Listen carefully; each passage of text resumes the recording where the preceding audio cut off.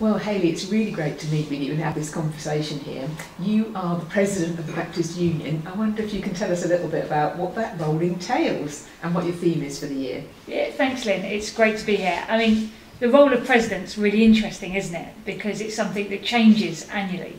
And so the role as president is it's coming alongside the Baptist movement for a season and trying to share some spiritual insight, share the stories of what we're hearing as we travel around and pray, more importantly, for the movement. So I guess that's how I see the presidency, is walking alongside for a season. And the season that I'm walking alongside the Baptist movement, I'm bringing the theme of building a bigger table and encouraging us to have conversations around different aspects of our church life and mission. That sounds really fab. Yeah, because when I was thinking about this, I thought there's a lot of commonality between our roles, actually me as General Secretary and you as President. The three core things, I think, to my role are really the same with yours, which is about spiritual leadership, leading out of prayer and seeking God, about building a sense of team and kind of connecting, celebrating our identity as Baptists, and representing us. You probably do more of that than I do, actually.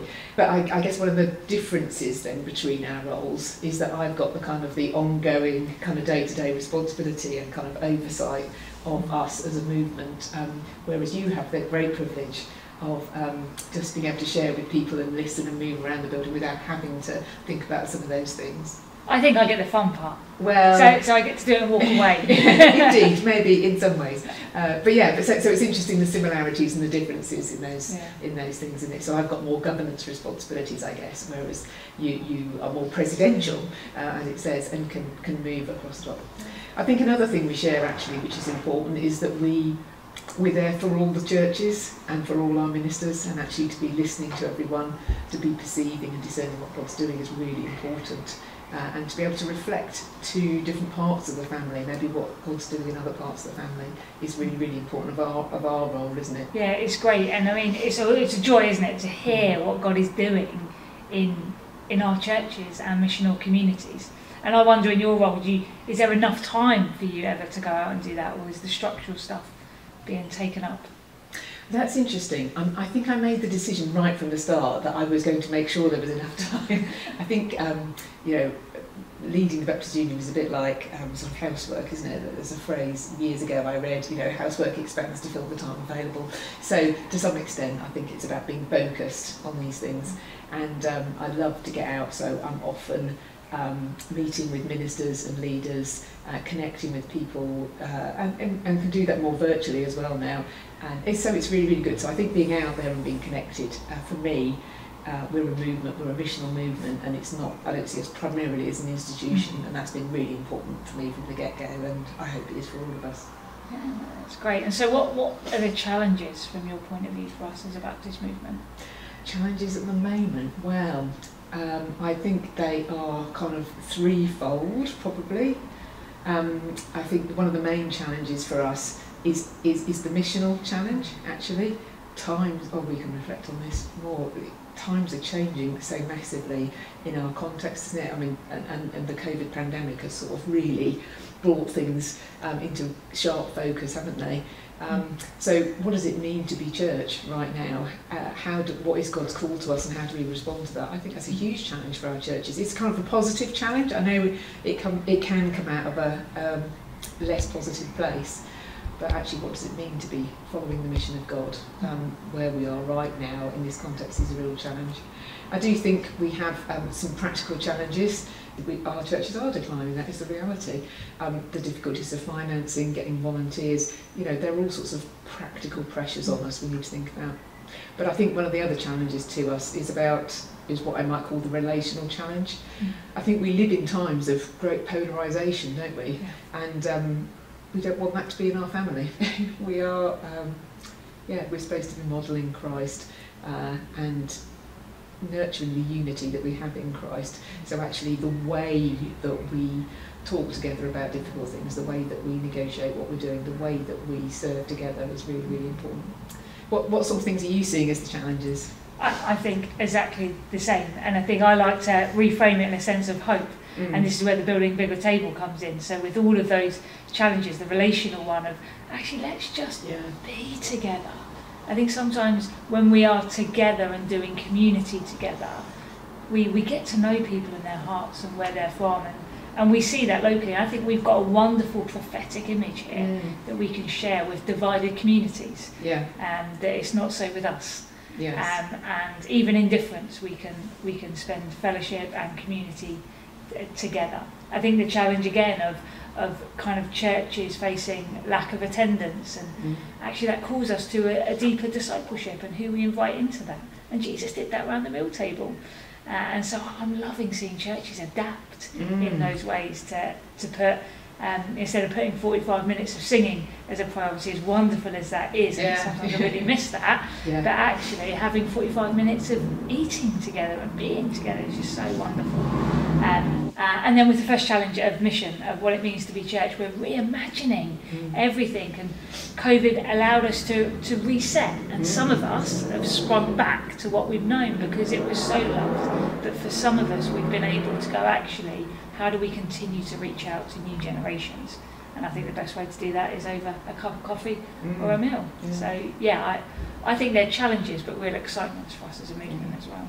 I was at a conference recently and they were talking about the challenges of muscle memory, and which I thought was a really great image, isn't it? That in our bodies we often reproduce movements that we do again and again, and that's maybe what you're saying about churches. It's easy to kind of snap back into what we did before, but I've been so encouraged to see churches being willing to think outside the box and being challenged when we've not been able to meet on a Sunday in the same way. I think it's challenged us to think, what does it mean to be church, and how do we do that? And that's, I think, really powerful. And I think our Baptist way of being should really help us to be able to be flexible and change around. So I think that's quite exciting there. Yeah, I think as we moved out of stages of lockdown, when more and more people could be added to your number, I think that was a wonderful image of our past and our heritage as Baptists, as well as a prophetic image for our future. So we start off as 6, and then more are added and more are added around the table, around our fellowship of how we can do mission together, and it's just wonderful to see that.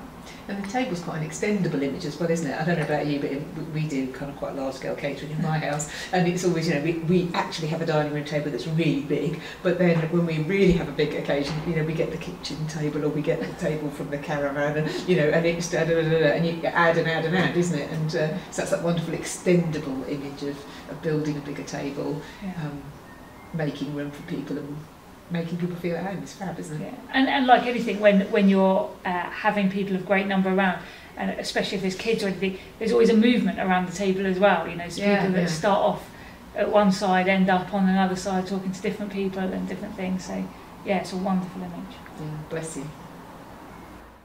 Well, one of the really exciting things about Assembly this year and our trying to enable conversations between us was we used the app Slido to help people to engage with the kind of questions they felt we ought to be talking about, and people were able to upvote certain things.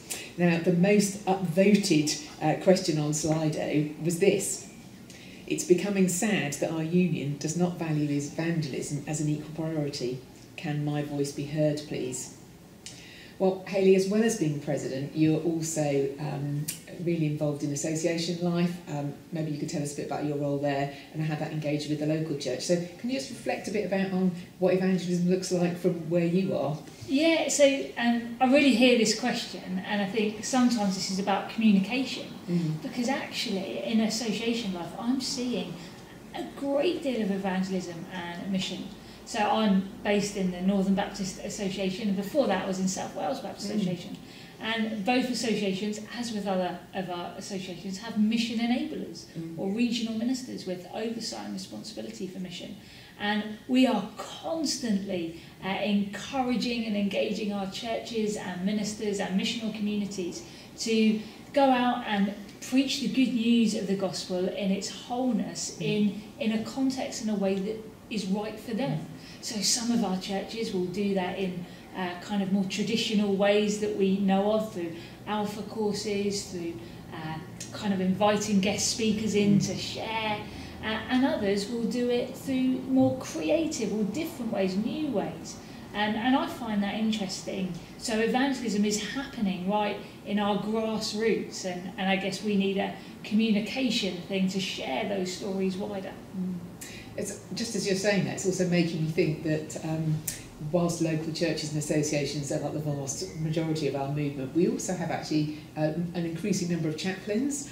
And I know particularly from my conversations with military chaplains, I mean, I am just like amazed the opportunities they have to share Christ and to just to engage with people outside, way outside of the church is just absolutely amazing. So our chaplains in their different settings also have a real sense of sharing the good news. So we've got loads happening in our local churches and associations. What are you seeing from the national perspective in terms of evangelism? Well, it's really interesting because I think two of our presidents in recent years have really brought this theme of evangelism. So Chris Duffett in 2012 and Yinka Ayakin in 2020 both really brought that passion for evangelism, and that was fabulous to see how that was worked out in our family. We've also got groups like the Baptist Together Mission Forum, which is trying to connect what's happening in different parts of the movement and to encourage it and to provide resources and things. So I can see, on our website, there's a big area for mission on our website that has, one of the buttons is for evangelism.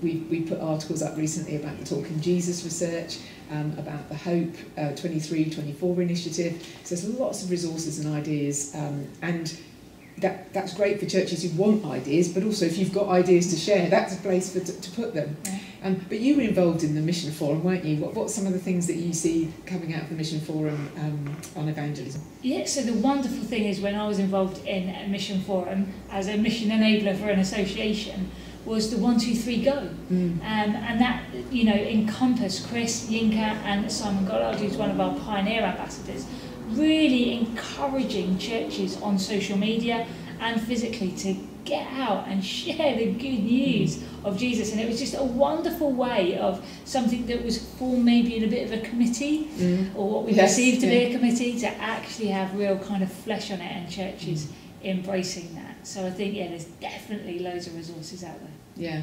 Well, for me, part of our declaration of principle is about all of us bearing witness and being part of the evangelisation of the world. So to me, it's really at the heart of what we do. I think there's actually lots of different ways people want to evangelise, and I think we have to recognise as well that some have the gift of evangelism and others are, maybe we can say that we do evangelise and we're witnesses, but it's maybe not quite our upfront central passion. And I think it's just brilliant the way across our family that we can really encourage all these different expressions. And so I want to say hooray to all the different types of evangelism we're seeing across our family and celebrate all of them. And as I said, let's share ideas, let's inspire one another in all that we're doing with this, because at the end of the day we want to see lives and communities transformed for the gospel, don't we? Yeah, absolutely. Part of our roles is to get out and to meet with ministers and churches, and after having 2 years of being stuck at home, it was really fabulous that the first trip I was able to make was to Hartlepool and to come and to stay with you and to meet with ministers in the area and spend some time at Hartlepool. So tell us what's going on about Hartlepool, because I think that's supported by Home Mission, isn't it? And how's that work? Yeah, it's wonderful. We were so grateful that you made us in the MBA your first visit, and What the minister in Hartlepool, Fiona, is doing is an amazing job. So she's supported by Home Mission. She's currently a minister in training, so studying as well. And it was a small church, and they didn't know what to do or how to reach out, and they wanted to move from a Sunday-only focus. So they prayed and prayed, and they thought, God's calling us to start a youth group. Didn't have any youth, so but they did it because they thought, well, God, we think God is saying this, and now they've got a really thriving youth group in the church. They also then started connecting with other churches. They then all of a sudden were like, how do we reach out to the community? And now do this thing called Bread and Butter, which connects food with people living in poverty within the area.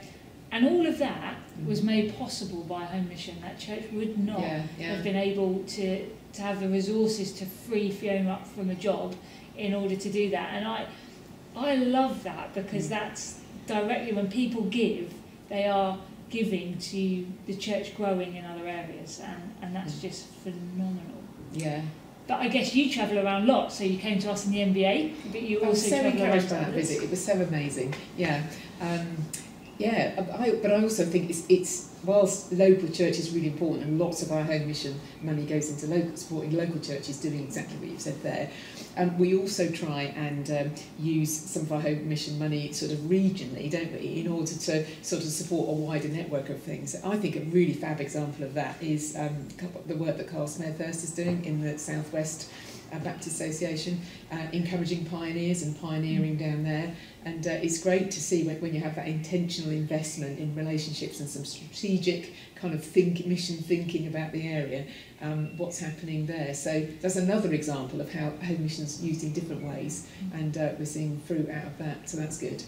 But again, from the Mission Forum front, are there national things we're doing with our home mission money that also are making a difference, do you think? Yeah, absolutely. And one of the things that is so encouraging for me is the appointment of Isabella as the Young Leaders Coordinator. So this came out of Mission Forum, it came out of the association leads, discerning together, going, actually, how are we equipping our future leaders and evangelists and people to do mission. And so a bit of work was done, and many of our churches were involved in internships, actually Southwest Support through Home Mission, some interns, and Isabella's appointment was created to kind of support and encourage churches in their internship. So this for me is seeing a future of our Baptist movement, of saying actually, okay, local church, you may not have the resources to pull us together, but National have set aside Isabella's time and wisdom to really create a structure around you and facilitate you growing leaders in your local context, which is just an absolute wonderful use of home mission. Yeah, and well, just so before you go on, I'm sure you've got more things to tell us, but one of the things that was amazing about Isabella's appointment and that whole role was that, to me, it was just so of us as Baptists, because it was a kind of, as you say, it was a kind of grassroots initiative, this kind of bubbling up, and then what we were able to do sort of nationally is to coordinate what's there. It's not about imposing something down, like, well, this is what's going to happen, you're all going to do this. It was enabling something to come to fruit, and so able to to find some money to do this, to use the expertise to form the role, and it's really fab, so that's great. But there might be some other examples of that. I'm kind of thinking of the Hong Kong project, maybe. Is that similar, that drawing together of something that's happening? Again, that is another thing that's come out of Mission Forum. This is we want to put evangelism at the heart, and so what happened was, out of Mission Forum was, okay, how do we respond? And then we thought, well, actually, how do we equip someone else from the natural context to respond? And so Sharon's appointment was created to have a coordinator for those moving over from Hong Kong to resettle. Some of them are Christians, so we needed help of how do we provide a big welcome and a bigger table for those in local churches. But as a byproduct of creating that welcome, people are coming to faith because they're seeing the love of Jesus in others. And so, that was Mission Forum kind of money that really enabled and facilitated that. And the National Resource of Faith and Societies team and Ministry Department hold all this together to facilitate the local church, which is wonderful. And I've seen two really amazing kind of outworkings of that kind of national initiative locally near to where I live. So there's a church near us that has been sort of completely sort of renewed and changed by Hong Kongers coming to join the church, and I went and visited them recently on a Sunday morning, and whole parts of the service, but it was dual in Cantonese and in English, and there was translation, and it was amazing. And I was like, wow, this is amazing. To see God at work in that way. But even in, again, small ways, in my own church last Sunday, there were some people, there was a couple of guys hanging around outside church, and my husband went and spoke to them at the end of the service, and it turned out they were from Hong Kong, didn't have much English, but he was able to take them straight away, meet one of our families that's already joined the church, and they were like, whoa, and they went off gabbling in Cantonese, off to coffee and everything, just to be able to welcome someone who's standing outside the door saying, what time does the service start? And I just thought, wow, this is amazing. So such bringing life to our churches as well, as we hopefully are serving and giving a welcome to people. It's so encouraging. It is, and all of these are coming out of what people perceive as our structures. And actually, I think sometimes we don't realise that actually the Holy Spirit is all over it and in it and infusing. And the beauty of our movement is it's coming from the grassroots. And what's so wonderful to see is national in core leadership team, mission form, a willingness to go, okay, how can we make this happen? Yeah. This is what our churches are needing, how can we support? And that's wonderful. And we're grateful to Home Mission as well, if we take it right down to a personal level, I guess. You know, you're not paid as the president, it's a volunteer role. And we're really grateful for the association for releasing you for this role and encouraging you to do that. But your expenses are paid by Baptist Together, and my role is I am supported by Home Mission. So it's us as people, as individuals, that are supported, not just in local churches and regionally, but nationally, to do the things we want to do, because we're all part of the mission of God. Absolutely, and no one can ever doubt, I think, after lockdown, the need for that national resource. Yes. Yeah. You know, and actually Home Mission supports that, and if we didn't have Home Mission giving, we would have been in a very difficult situation during lockdown with all the legislations and everything else, so it's a real enabling of the local, which is great. So it's amazing how this kind of resourcing is releasing the mission of God in so many different ways, locally, regionally and nationally, isn't it? It's just fab, and we can be part of it. Well, it turned out to be rather prophetic, but a few years ago we decided some kind of shared priority areas across Baptist Together, and one of those priorities was the whole area of the digital revolution. Now, that's come really into focus in recent years. I just wondered whether you can tell us a bit more. You know, you brought us a Petracucha at the Assembly, which I know people can watch on YouTube, but what's happening out of that? Tell me more, because I'd really love to know more about that myself. Yeah, the digital revolution priority area is amazing, because it's not just about how do we resource churches to get online or to do online, but actually it's about how do we provide a prophetic voice in issues that are covered within the digital space. And a group of us, that's Andy from Fuelcast, Andy Thomas, sorry. Such a great guy. And Carl Smethurst, who does the mission in South West, Hannah Fleming Hill, who's digital missioner, and then there's me. No, there was no. That was amazing there, wasn't it? Amazing. And so all four of us, we were kind of going, what are we doing with this? Where are we going? And we were praying together and thinking, and we're creating a resource for churches. So it will go as simply as a kind of photo database. Right. Okay. For churches, we're creating a continued ministerial development area of film editing. So remember back in the day, everyone used to send worship leaders to certain church conferences to learn how to play guitar properly and all of those things. Yeah. What does that look like in the digital world? Who are we releasing in our local churches that can do mission and evangelism in that space? And so we're creating a training course for them.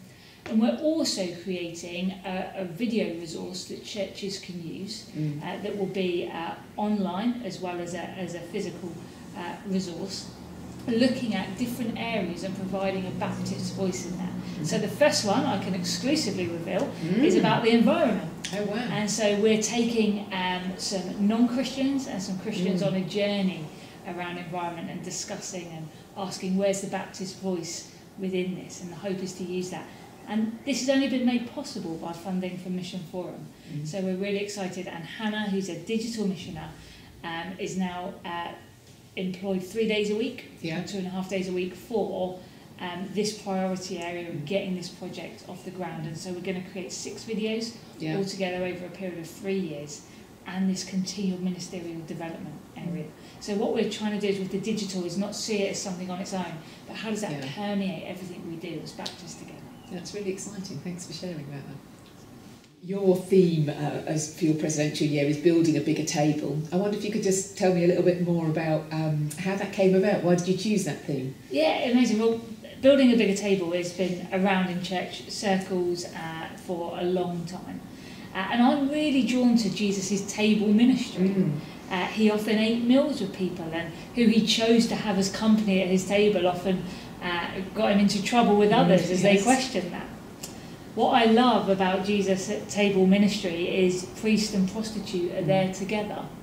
And we're often told in scripture, aren't we, that the religious elite looked and said, look, he's eating with sinners. I often think the street people looked at each other and said, look, he's eating with religious elite. And so there's an element of not being able to please everyone, but still creating a space. Yeah. What I'm also really drawn to is when people are in Jesus' company, often over a meal, he challenges them. Challenges them to live in a certain way, or just speaks directly, prophetically to them. But everyone left his presence with their dignity intact. And for me, that's such a powerful thing, and a gift that we have as Baptists together, as Christians, that we can prophetically speak into people's lives, and people can still have their dignity intact. And as a millennial, it's all about authentic community and earning the right to speak into people's lives, and that comes from building a relationship around a table. Brilliant, thank you.